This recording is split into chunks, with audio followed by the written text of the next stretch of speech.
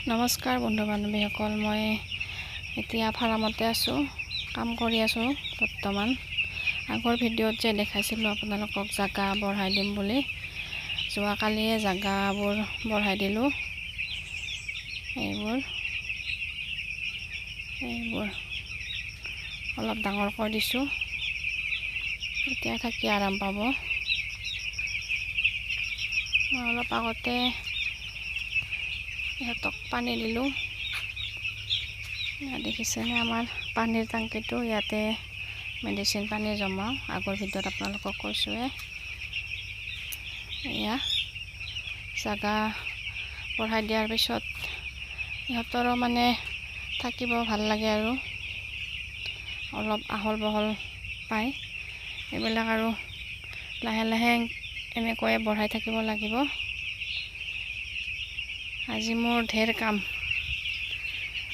ইহঁতক দানা দিলোঁ, পানী দিলোঁ, তাৰপিছত আপোনালোকক দেখুৱাই আছোঁ।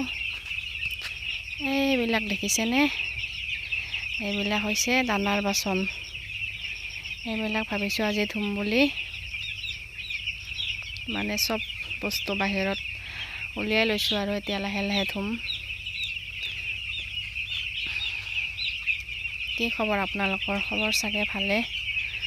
মোৰো খবৰ ভালেই বাৰু, ইমান বেয়াও নহয়, ইমান ভালো নহয়, তাৰ মাজতে আছোঁ আৰু।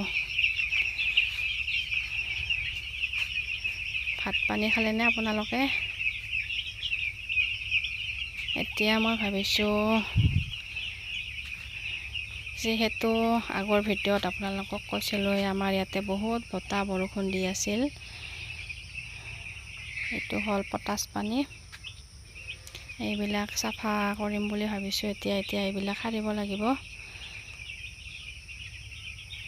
ঠিক আছে, এতিয়া মই আৰু কামত লাগোঁ। পিছলৈকে আৰু আপোনালোকক দেখুৱাই যাম। আজিলৈ আহিছোঁ।